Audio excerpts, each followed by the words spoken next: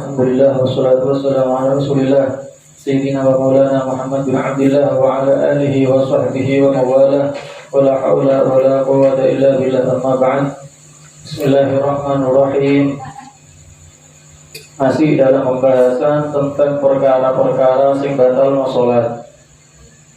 Kemarin terakhir bahas masalah perkara-perkara sing batal no salat. Kemarin terakhir dibahas adalah wasalasi harakatin mutawaliyatin walau sahwan. Batal iku sholat kalau sampeyan menggerakkan anggota badan digerak ngoping telu terus menerus berurut-urutan. Walau sahwan, walaupun sampeyan menggerakkannya dalam keadaan lupa atau lali atau tidak sengaja. Jadi kemarin terakhir bahas masalah ketika orang tengah-tengah sholat dia menggerakkan badan, dia menggerakkan anggota badan. Maka kalau sing digerak mau ikut digerak mau ping telu berurut-urut, maka sholatnya batal. Cuma kemarin harus dibahas kalau kita tengah-tengah sholat menggerakkan anggota badan di dalam anggota badan ini ono anggota badan sing berat, sing antep, sing abot, ada anggota badan yang ringan atau yang enteng. Nah, yang dimaksud batal sholat ini adalah kalau sampeyan menggerakkan anggota badan sing abot. Kalau sampeyan menggerakkan anggota badan sing enteng, meskipun ping 3, ping 10, ping 1 tidak batal sholatnya. Apa contohnya menggerakkan anggota badan sing enteng? Nah, di dalam anggota badan ono anggota badan sing enteng. Seperti jari tangan, moto, cangkem atau kuping. Nah, ini ketika sampai yang gerakkan masih openg 10 jari-jari gimana? Atau moto, atau lambe, atau kuping, maka semuanya tidak batal. Itu kenapa? Karena anggota badan sing enteng. Berbeda kalau sampai yang menggerakkan anggota badan, tapi sing digerakkan ini badan sing antep, sing gede, sing abot. Nah, kalau memang sampai menggerakkannya ping telu berurut-urut, maka sholatnya langsung batal. Apa contohnya? Sampai tengah-tengah sholat gerak no tangan, siji, loro, telu. Sampai menggerakkan tangan 3 kali, maka sholatnya langsung batal. Nah, sampai yang bisa menggerakkan badan atau orang melangkah, gerak langkah kanan siji, maru gawe langkah kiri loro, langkah ke sing kanan itu ada langkah ketiga, maka sholatnya langsung batal. Kenapa? Sampai yang lek sholat bergerak gawe sikil, kalau iku gerakan ping telu berurut-urut, sholatnya langsung batal. Kalau sampai yang goyang mau badan tengah-tengah sholat moro goyang-goyang ke awal ini, ya didelok memang sampean goyang ke awal iki mamping telu berurut-urut, maka sholatnya batal. Bisa ndak batal kalau sampean menggerakkan anggota badan sing abot iku mang, kalau ndak berurut-urut. Misal sampean gerakkan tangan siji. Nah, sampean menggerakkan tangan itu tadi, kalau memang sampean ndak berurut-urut, mari gerak no siji. Iki gak dihitung loro kalau gerakan pertama ono mandeki, ono menengi. Nah, kemarin harus dibahas pirong detik berapa ukuran mandek di antara gerakan pertama dan gerakan kedua. Kemarin dibahas gerakannya itu jaraknya antara bacaan al-baqiyat sholihat. Al-baqiyat sholihat itu banyak subhanallah walhamdulillah wa la ilaha illallah wallahu akbar. 2 atau 3 detik, sampai gerakin sikil, misal maju kanan moro maju sikil digerak no. Tengah-tengah sholat sikil kanan moro dimaju no. Nah, sampeyan iki dihitung siji gerakane, tapi sing kiwa moro kali digerak no maneh. Iki sing kiwa iki bisa gak dihitung 2 gerakan, asal sampeyan mari gerak no kaki sing kanan iku mandek dhisik. Misal sampai tengah-tengah sholat moro maju no sikil sing kanan maju, tapi sampai mandek ke perkiraan ukuran baca subhanallah alhamdulillah sampai Allahu akbar 2 atau 3 detik atau perkiraan bacaan surat al-ikhlas. Nah, ketika ketika sampean mandek ukuran sakmono, maka lek sampean maju maning atau sing kanan dimundurno maneh, itu tidak dihitung gerakan kedua. Kenapa? Karena ada mandeki, ono menengi, ono berhenti, maka di situ tidak dianggap gerakan kedua. Bisa sampai yang gerakan pertama meskipun gawe sikil iki tapi iso batal. Kapan? Kalau sampeyan menggerakkan anggota badan dengan niat main-main dalam sholat. Karena main-main di dalam sholat hukumnya haram. Sampeyan gak ono gawe ini tengah-tengah sholat mau sikil dimajukno. Apa? Engko saking bulinan aku. Batal. Meskipun cuma satu kali gerakan. Kenapa? Karena sampeyan niatnya talau, sampeyan niatnya main-main, sampeyan niatnya guyonan, sedangkan guyonan di dalam ibadah itu hukumnya haram. Karena itu hati-hati ojo gampang gerak anggota badan. Maka nek sampeyan misal ono garu, mbok genakno kopiah, yo bergerak sekiranya ndak gawe 3 kali gerakan. Oh, ndase gatel. Ya garu sampeyan iki pas tengah-tengah sholat ndas gatel. Di tangan diangkat sesuai tepak ngandase nang sing gatel.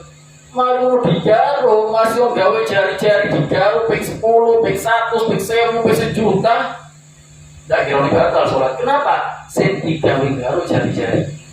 Berbeda kalau sampean iku garu iku gawe tangan. Wah, lha gawe ngene iki gerak kabeh. Beda kan lek mangan sing kayak gini kan gerakno jari-jari itu. Tapi nek sampean gawe iki gawe tangan kabeh, lek memang gerakannya 3 kali maka langsung batal. Terus kemarin juga bahas wasbatul fahisya. Wasbatul fahisya itu mencolok. Tengah-tengah sholat mau mencolok. Iki tidak ngenteni sekali 2 kali mencolok, dan sekali mencolok langsung batal sholat ini. Kenapa? Lek mencolok ini adalah gerakan yang paling elek iki kan. Maksudnya elek apa? Lek mencolok itu pasti gawe seawak. Yo gawe awake, gawe sikile, gawe endase, gawe tangane, mencolot dari siji. Ya biar gerakan iki kan lebih kok dulu. Karena langsung gawe salah, maka sholatnya langsung batal. Tengah-tengah sholat mencolot, sholatnya langsung batal. Dorbatil mufrito, kemarin terakhir juga bahas masalah dorbatil mufrito. Nah, ini bahas masalah fikih, ini penting. Ada orang tengah-tengah sholat, kemarin dibahas, ada namanya dorbatil mufrito. Dorbatil mufrito itu sampai tengah-tengah sholat di tengah-tengah musola, sholat di tengah-tengah masjid, sampai sholat dewe. Pas sholat dewe sampai yang itu, kok tidak dikei apa namanya batasan di ngarepe endas, tidak dikei tanda di ngarepe sujud. Ketika ada orang sing lewat, tidak ngerti lah iku sampai itu sholat. Biasa nih hukumnya itu kalau sampean sholat, mbok iku di masjid, mbok iku di musola, di tempat sing rame, lek sampean sholat dewe, dekno benda, delekno barang, masih yo sedotan, iku cukup bisa. Delek banyu, delek tas, delek jaket, delek sabuk, delek apapun, itu sebagai tanda biar orang paham, oh iki sholat.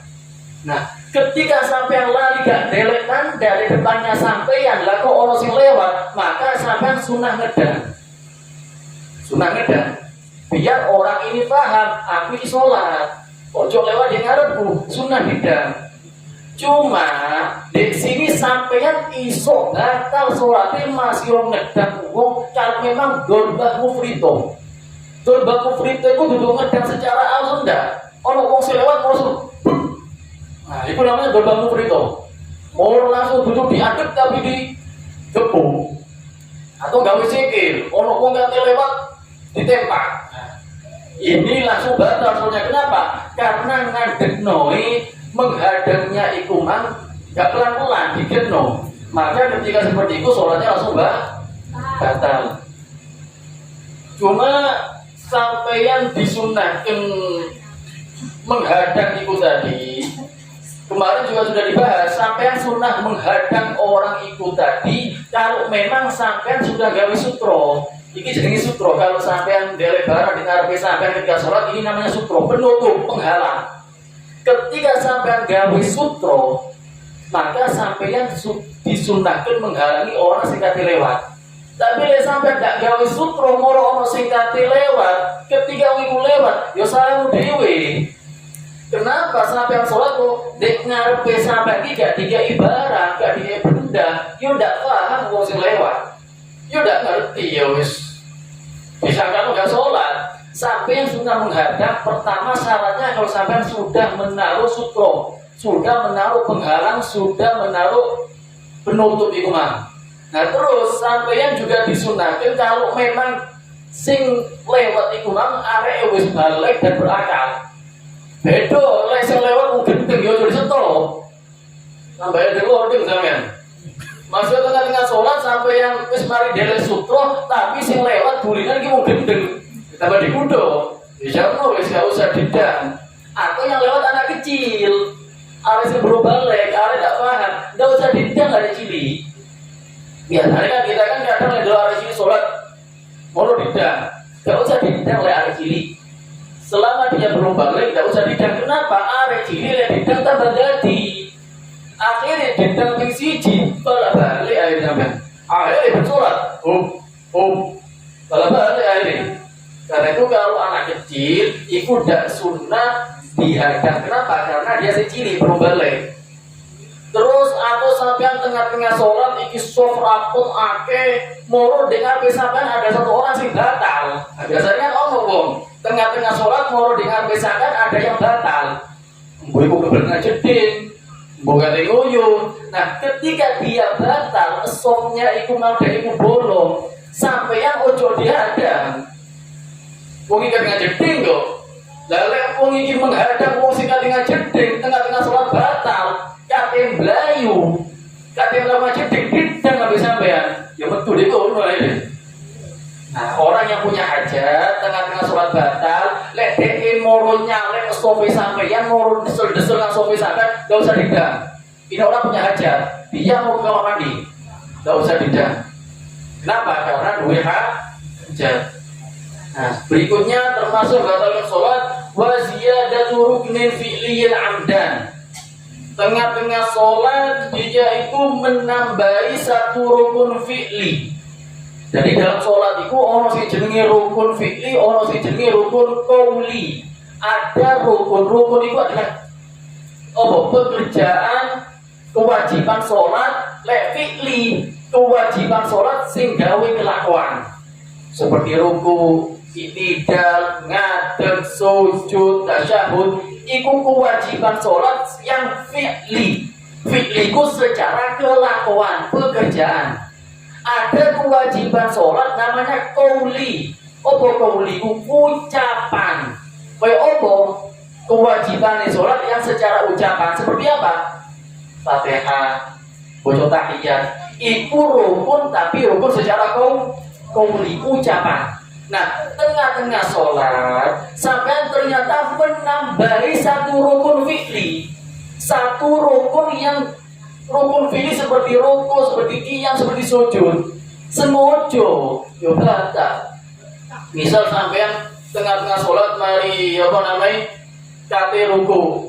Wis mari ruku wis siji. Pas munggah i'tidal nambahi maneh ruku. Sengojo. Lek sampean tengah-tengah sholat nambahi rukun kelakuan, rukun pekerjaan seperti ruku dan lainnya. Masih yoping siji itu sholatnya langsung batal. Mari tidak kasih sujud balik mana ngadeg. Sengojo deh paham. Jadi tidak bisa aku ngadeg saya kesel kan sujud. Sengojo deh ngadeg mana tidak lagi. Meskipun ping siji satu kali maka sholatnya langsung batal karena menambahi rukun fi'li. Mari sujud Allahu Akbar, nunggu antara dua sujud maneng, sujud ping keluru. Wes mari kate ngadeg, baleni sujud maneng, akhirnya sujudnya ping telu. Nah, sujud yang ketiga ini adalah menyebabkan batalnya sholat. Karena itu hati-hati, cuk gampang nambah-nambahi gerakan sholat kayak anjir dudu wayane. Terus juga batal sholat wa taqaddum ala imami bi ruknaini fi'liyaini. Nah iki biasanya iki. Wa taqaddum ala imamihi bi ruknaini fi'liyaini. mendahului imam dengan 2 rukun fi'li. Sampeyan sholat berjamaah, tengah-tengah sholat berjamaah sampeyan kesusu. Mbok kesusu katanya yang tidak paham, moro disei imam dengan 2 rukun fi'li. Rukun sholat kan ono sing gawe kelakuan, ono sing gawe ucapan. Nah, tengah-tengah sholat sampai mendahului imam dengan 2 rukun fi'li, maka sholatnya batal. Ya apa gambaran nih? Sampai sholat berjamaah. Ketika sampai sholat berjamaah, Allahu Akbar, imam sing ngadeg. Bismillahirrahmanirrahim. Alhamdulillahirabbil alamin. Si baca Fatihah. Sampai yang kesusu gak kesulisan. Rukun dimi. Nah, ketika sampai rukun, iku wis mendahului imam 1 rukun. Kalau memang 1 rukun itu hukumnya makruh, tidak boleh. Malah ada yang mengatakan haram. Sengaja mendahului imam dengan 1 rukun, hukumnya haram.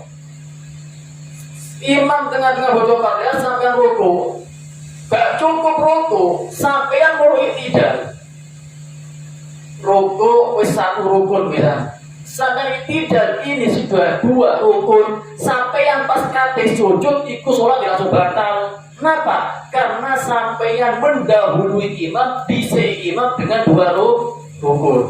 Tapi kalau sampai mendahului imam baca Fatihah, tapi sampai mau ruku, sholat tidak batal. Tapi dari sampai sujud hukumnya haram.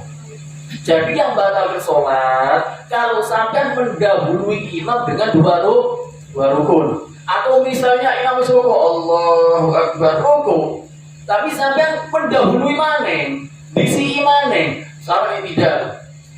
Berarti sampai harus mendahului 1 rukun. Sampai yang gak cukup tidak mau sujud, padahal imam si ruku. Ketika sampai tidak harus mendahului imam, sampai yang sujud ikut mendahului imam ping loro malah. Sampai yang munggah dari sujud ikut sholatnya langsung batal. Kenapa? Karena sampai mendahului imam dengan 2 rukun. Tapi kadang ada orang makmum tidak sengaja, begitu eling ya langsung balik maneng. Sampai yang sengaja kalau mendahului imam 1 rukun sholat tidak batal tapi haram. Apa maneng lali ya langsung balik maneng. Imam saya Fatihah, mau langsung imam saya Fatihah, balik lagi ingat maneng. Nah, cuma kalau sampai yang ikut nambah ini mendahului imam dengan 2 rukun, maka sholatnya langsung batal. Iling-iling 2 rukun fi'li itu langsung membatalkan sholat. Atau watakhallu bihima bighairi udhrin, telat dengan imam didelok pisan dengan 2 rukun dengan tanpa udzur, maka sholat juga batal. Sampai yang misalnya di tengah-tengah sholat baca Fatihah disuwe-suweno. Bismillahirrahmanirrahim. Alhamdulillahirabbil alamin. Imam bisa ruku. Disuwe-suweno baca Fatihah. Mari ruku imam tidak sakar dipanjat ihdinas shiratal mustaqim. Shiratal ladzina. Imam kate sujud sampai langsung batal. Kenapa? Karena sampai telat daripada imam dengan 2 rukun. Lek telatnya cuma 1 rukun kok gambarannya koyo man, sholatnya tetap sah. Tapi kalau sampai yang telat dengan 2 rukun atau sampai misalnya sampai dalam keadaan ruku di khusyuk no di bojo kabeh wiridane. Sampai ketelatan imam wis tidak, imam wis sujud, pas kate munggah teko sujud, maka sholatnya makmum langsung Kenapa? Karena telat teko imam dengan 2 rukun. Jadi sampai yang mendahului imam 2 rukun batal, sampai yang telat teko imam 2 rukun juga batal. Terus berikutnya juga waniyatu do'is sholat, jadi bahaya. Sampai yang niat memutus sholat, tengah-tengah sholat ini. Terus tak batal mau sholat guys. Sampai yang niat seperti itu langsung batal otomatis. Tengah-tengah sholat Allahu Akbar baca Fatihah atau tengah-tengah ruku, tengah-tengah ibadah, sampai yang dua niatan terus mandiri sholat terus tak batal mau sholat. Niat seperti itu sampai niat mutus sholat otomatis langsung batal sholatnya. Meskipun sampai tidak ngelakoni gerakan, meskipun sampai yang tidak ngomong tengah-tengah sholat, meskipun sampai tidak keluar hadas, niat putus sholat, niat medhot sholat langsung batal. Masih yo makmum, masih yo imam, masih yo sholat dewian, masih yo berjamaah. Kapanpun orang itu duwe niat tak putus sholatku, tak mandekno sholatku, otomatis sholatnya langsung batal. Jadi atau wa ta'liqi dhammiha bi syai'in, menggantungkan memutus sholat dengan sesuatu, menggantungkan memutus sholat dengan sesuatu. Misal sampean duwe kanca, ketika kanca niki mang dolen tengah-tengah sholat, iki kancaku lek teko mrene tak batalno sholat. Niat mutusno sholat tapi gawe niatan sing lain. Iki waduh angin gede, ya anjir marine ono posing lugur tak batalno sholatku. Membatalkan sholat dengan menggantungkan sesuatu langsung batal pisan. Tengah-tengah sholat, iki lek bapakku teko atau lek bapakku buka lemari langsung tak batalno sholatku. Maka ketika itu juga sholatnya langsung batal. Niat memutus sholat tapi dengan menggantungkan sesuatu, digantung nongang sesuatu sing lain, sholatnya juga langsung batal. Iki lek mari ono sepeda motor lewat batal no sholatku. Iki mari lek motor ono sing lewat batal no sholatku. Iki mari lek ngene tak batal, iki mari lek ono tak batal no. Sampeyan niat putus sholat tidak langsung, tapi dengan menggantungkan di niat ngasih lain, maka sholatnya juga langsung batal. Wattaraddu fi ghadhiha. Nah, yang terakhir yang batalkan sholat, wattaraddu fi ghadhiha, bingung, ragu di dalam memutus sholat. Tengah-tengah sholat iki sampean ora keraguan. Iki batal ndak yo? Iki ndak sah iki. Ketika sampean ragu seperti itu, langsung bisa otomatis sholatnya tidak sah. Gani, ojo gampang ragu, sing yakin, kadang puasa, kadang puasa itu ke setan. Ojo gampang batal mau sholat kecuali secara yakin. Like misal sampean yakin hadas, yakin metu angin, yo batal. Tapi lihat ragu-ragu, hilang no itu setan. Tapi semenjak sampean duwe keraguan, batal kira langsung batal. Kalau sampean duwe keraguan sholatku iki batal opo enggak, maka sholatnya langsung batal.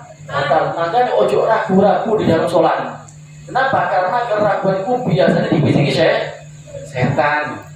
Nah, karena itu sampean ini di dalam sholat itu opo sih kok ndak oleh gerak, kok ndak oleh ke akhir ini supaya bisa membedakan sampean sholat ambil di luar sholat. Sampean tengah-tengah sholat ndak oleh mangan, sampean tengah-tengah sholat ndak oleh ngomong, sampean tengah-tengah sholat ndak boleh bergerak. Kenapa? Supaya ono bebone sampean sholat ambil ndak sholat. Lek sampean tengah-tengah sholat, yo sing digerakno ae, sing garu-garu, sing miring-miringan gini. Opo bedane ambil ndak sholat? Sholat itu hal-hal seperti ini bisa membatalkan sholat supaya sampeyan iso ono bedane antara sholat ambil ndak sholat. Karena kata Nabi innama sholatu tamaskurun wa takhusyu'un wa takhuddu'un. Sholat itu harus tumaknina, harus khusyuk, harus hadir hati. Dalam sholat tidak tenang, sholat tidak anteng, sholat tidak khusyuk, sholat tidak hadir hatinya, repot sehingga diterima.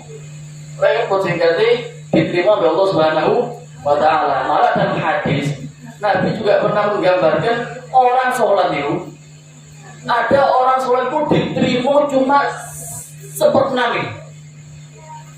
Ibarat kalau sholat itu bunderan, sampai belajar matematika, ada sholat itu sih diterima cuma seperenam itu. Ono sholat itu sih diterima cuma seperempat itu. Ada sholat yang diterima cuma sepertiga itu. Ada sholat yang diterima cuma takbiratul ihram kan, Pak. Kenapa? Karena ketika sholat ini orang khusyuknya pas takbiratul ihram kok Allahu Akbar. Wis, lalu yang dindi wis. Jadi Allah itu menerima sholat tergantung kadar ukuran khusyuk sampean. Makanya Allah itu menerima kadang sampean sholat isya didelok. Oh, yang khusyuk cuma 1 rakaat, berarti cuma seperempat daripada sholat isya. Oh sing khusyuk nek loro rakaat ya berarti 2 rakaat iki sing trimo. Oh khusyuk 2 rakaat ya berarti 3 rakaat. Kadang ono sing parah khusyuknya ketika takbiratul ihram to. Nah, ketika dia itu khusyuknya di takbiratul ihram to, ya sing diterima takbiratul ihram to. Nah, karena itu usahakan kita ini sholat dalam keadaan tenang, dalam keadaan khusyuk, dalam keadaan khudu, supaya sholatnya kita ini semuanya gampang diterima sama Allah Subhanahu. Repot Sarah. Repotnya luar biasa. Sampai kalian menghadirkan artinya sholat itu repot luar biasa, Pak. Makanya sampai lagi kalau sholat, meskipun ya wes minimal kita kalau sholat itu kudu ngerti arti nih. Sampai takbir harus paham Allah Akbar, Allah yang maha besar. Sampai bojo pada usaha mau ngerti arti nih. Oh aku ndak ngerti artinya, aku wis sepuh kate belajar ya wis repot pisan. Hadirno elingno pangeran di hatimu. Elingno ojo ono pikiran lain di hatinya kita ketika sholat kecuali Allah. Karena setan itu paling gampang gundung musuh pas sholat. Subhanallah, Pak, terbukti masih awak dewi ki repot kate khusyuk. Subhanallah tengah-tengah sholat ki eling kabeh, eling kabeh. Saat durung iso ada eling, tengah-tengah sholat iso dieling no kabeh. Kenapa? Bibisi ya setan. Eling kok iki kon, eling kok iku kon, eling kok iki, eling kabeh. Akhirnya sholatnya kita berantakan. Nek sholatnya berantakan, belum wis kelakuannya dia kita berantakan. Karena akhlaknya kita, amalnya kita tergantung sholatnya sampean. Lek sampean sholatnya api, tak jamin dijamin sama Allah kelakuan sampean api. Karena sholatnya adalah tolak ukur, Pak. Sholat ini adalah tolak ukurnya manusia. Lek sholatnya api di masjid berjamaah, khusyuk, tenang, tumak-ninah, wong api ini. Tapi lek sholatnya asal-asalan, sholat dan berjamaah, sholatnya telat, malu sholat pikiran yang bimbing, belum akhlaknya udah karuan bisa. Kenapa? Karena sholat ini adalah tolak ukur nilainya manusia. Karena itu usaha masih repote koyo ayo belajar, ayo diperangi setan rumah. Yo apa carane salatku khusyuk, tenang, anteng, tumaknina, ndak mikir apa-apa. Karena itu pas sampai Allahu Akbar, ilangno setan, ilangno dunya, ilangno pikiran sing Allah. Repot tapi perangi. Disuruh diniati ojo sampai gelem ono si titik celah setan ganggu setan tengah-tengah sholat. Karena paling gampang setan nyolong sholat sampean. Lek sholat sampean lolos, waduh setan paling susah. Kenapa? Lek wis wong iki sholate lolos api berarti kabeh amal juga bagus. Insyaallah mudah-mudahan sholatnya kita diterima sama Allah. Mudah-mudahan sholatnya kita dibantu, diberi kekuatan sama Allah, dikasih khusyuk, dikasih khudu, dikasih tumakninah, dan mudah-mudahan semua sing ganggu pikiran kita tengah-tengah sholat Allah hilangkan, Allah jauhkan semuanya. Amin amin ya rabbal alamin. Ada sedikit pengumuman. Ini insya Allah 2 minggu ke depan tak liburkan dulu sementara ngaji ini karena melihat keadaan saiki ake wong loro, ake orang nggak ada.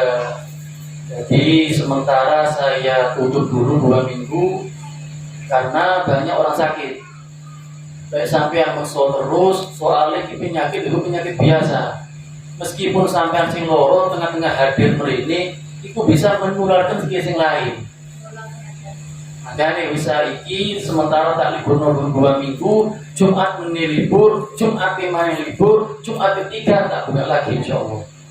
Jadi saya wis di omah dhisik sampean fokus nyehatno awak dhisik, ojo gampang metu, ojo gampang ngendi, jaga kesehatan, jaga kekuatan. CKB ini semuanya dikasih kesehatan sama Allah. Karena saya ya wis sampean ngerti dhewe. Di daerah ini, ojo di daerah ini, di daerah manapun saya kira sing jenenge sakit kuroto, Pak. Foto setiap rumah perhati tahu, setiap rumah pasti orang sing loro. Nah kalau kita maksakan terus ngaji kayak ini, kita lihat keadaan ini bedo ambil sadurunge poso. Saiki banyak orang ya iki sak ini kenapa? Akeh sing kau di omah misal. Akeh sing kelenger iki misal. Akeh sing apa jenenge wis geblak di kasure. Kenapa dak kuat sakit? Tapi ada juga sing maksaken. Nah sing maksaken iki takut sampai rutine tambah gak enak nang sampean dan juga iki yo sifate nular akhirnya madoroti berbahaya juga ke yang lainnya. Nah, karena itu diliburkan dulu supaya kita cek tambah sehat. Terus juga saya juga mengingatkan sampai yang itu tadi sing akeh wiridan, sing akeh bojo Al-Qur'an, jaga kebersihan, ikhtiar sing akeh, ikhtiar kesehatan juga ikhtiar zahir batin. Tidak cukup sampean ikhtiar gawe masker, cuci tangan, sabunan, tapi Al-Qur'an ditinggalno. Tidak cukup sampean gawe masker, gawe iku, gawe iki, tapi wiridane ditinggalno. Sampean ikhtiar gawe masker silahkan. Sampean ikhtiar gawe cuci tangan silahkan. Tapi ojo lali bocohan Al-Qur'ane, bocohan wirite, niat gawe melindungi diri. Niat ono gawe melindungi awakmu dhewe. Lah saya kan ndak kita orang culculan. Culculan kowe gak tau diboco. Quran gak tau diboco. Baru kadang kok ngene wis bingung, boco iku, boco iki, boco iki. Lah wingi nganti kan. Wingi nganti kok gak diboco Al-Qur'ane. Lek wis kadang koyo ngene, wis baru dikek teguran akeh sing mati, dikek teguran akeh sing loro, baru eling wisan. Sing kate acara iku gawe acara iki tidak ada masalah, kita ikhtiar. Cuma lek wis mari kita kembali sehat malih, ojo ditinggal maning itu. Niat ono gawe tameng saumur hidup. Agar kita alhamdulillah diajari di pondok mulai subuh sampai isya diajari ono wiridane. Mulai mari sholat subuh ono wirid iki, ono wirid iki. Mari zuhur ono hizib iki. Mari asar ada wirid iki. Mari isya ada wirid iki. Iku kita lakukan setiap hari, insya Allah itu menjadi tameng, itu menjadi benteng. Nah kita kan tidak kan, mari sholat muncul, mari keroyongan, mari keluyuran, nyamplok ini, kadang sih dilakoni tidak tepat, ya tembus gak apa Pak. Nah karena itu ayo jaga kesehatan zahir ambik batin. Tidak cukup sampai jaga kesehatan zahir, kok jaga pisan batin ini. Jadi cek pondok-pondok sehat, awak sehat, hati juga sehat. Mudah-mudahan insya Allah sehat kabeh insya Allah, panjang umur kabeh insya Allah, dalam keadaan sehat walafiat. Keluarga kita yang sakit mudah-mudahan ya Allah angkat penyakit ya Allah, sembuhno segera ya Allah. Panjangkan umur mereka ya Allah, fil khair wasir wal afiyah fi ta'atillah, dan mudah-mudahan mereka yang meninggal dunia ya Allah ampun semua dosanya ya Allah. Terima semua ibadahnya ya Allah. Jadikan kuburan ini perkuburan surga ya Allah. Ampuni semua dosa-dosanya ya Allah. Amin amin ya rabbal alamin.